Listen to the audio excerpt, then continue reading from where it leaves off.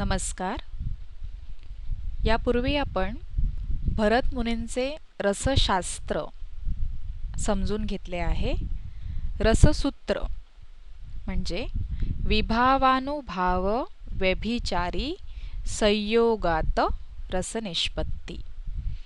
भरत मुनींनी हे सांगितलेले रससूत्र याच्यामध्ये विभाव, अनुभाव आणि व्यभिचारी भाव यांचा संयोगाने किंवा संयोग होऊन रसनिष्पत्ती होते असा याचा अर्थ आहे. आज हा अर्थ आपण नृत्याभिनयाच्या सहाय्याने समजून घेऊया.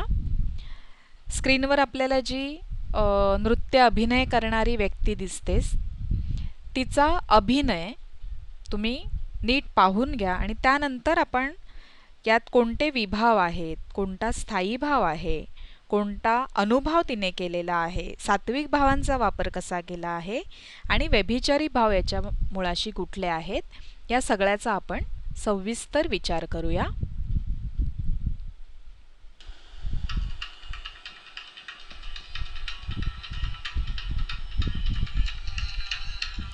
रौद्ररस.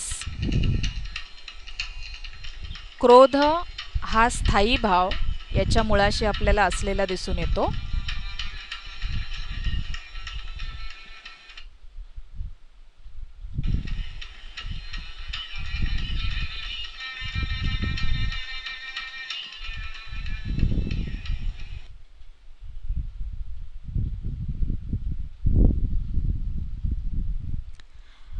हा क्रोध हा स्थायी भाव आहे. तो कुठे असतो नेमका?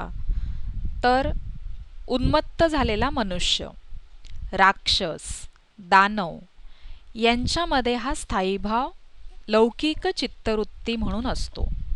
ज्या वेळेला तो अभिनयामध्ये आपल्याला असं एखादं पात्र साकार करायचंय जे राक्षसी प्रवृत्तीचं आहे, उन्मत्त मनुष्याचा अभिनय तिथे साकार करायचा आहे, तर त्यावेळेला क्रोध हा स्थायी भाव त्याच्या मुळाशी असलेला आपल्याला दिसून येतो.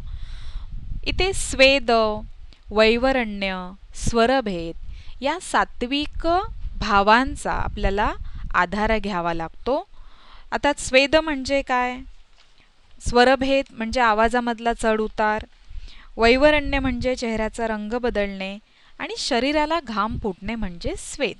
हा सात्विक भाव या स्थायी भावाला अभिनय करताना महत्त्वाचा असतो. रौद्ररसाच्या मुळाशी, रौद्ररसामध्ये विभाव कोणते आहेत? क्रोध, निंदा, अपमान, इजा, शब्दांचं तांडव जे आहे ते, द्वेष, मत्सर हे याचे विभाव म्हणून आपण त्याचा विचार करू शकतो.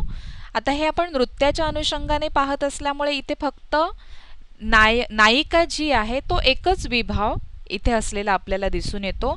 पाठीमागचा स्टेज जो आहे तो खरं तर उद्दीपन विभाव असतो, ज्या वेळेला नाट्यगत हा रस दाखवला जातो. त्याप्रमाणे स्थलावकाश रंगमंचावरती उपस्थित केलेला असतो. नेपथ्य असं आपण त्याला म्हणतो. त्या नेपथ्य हा आलंबन विभाव, नेपथ्य हा उद्दीपन विभाव तिथे आपल्याला नाट्यगत पाहायला मिळतो. पण हे नृत्य असल्यामुळे त्याचा आपण इथे विचार नको करूया. त्याचप्रमाणे मग अनुभव म्हणजे नायिका, नृत्यगत नायिका जो अभिनय करते तो म्हणजे अनुभव. त्याच्यामध्ये भुवई चढवणे, तिच्या चेहऱ्याचा असलेला जो रंग आहे तो बदलणे, डोळे मोठे विस्पारणे, लाल करणे, हातांनी प्रहार करणे, हे सगळे या नृत्यामध्ये असलेले अनुभव आहेत. नाट्यगत याच्यामध्ये मारणं, फाडणं, पीडा देणं, प्रहार करणं, डोळे लाल करणं, भुवई चढवणं, दातोट खाणं, हे सगळे अनुभव, हे सगळे पात्राचे अभिनय नाट्यामध्ये करता येतात. आता व्यभिचारी भाव कोणते आहेत? उत्साह, आवेग, अमर्ष, चपलता, उग्रता तिच्या आपल्या नृत्यामध्ये आपल्याला ती दिसून येते. स्वेद, रोमांच आणि स्वर. आता स्वर नृत्यामध्ये आपल्याला दिसणार नाही, तो नाट्यगत आपल्याला अनुभवता येतो.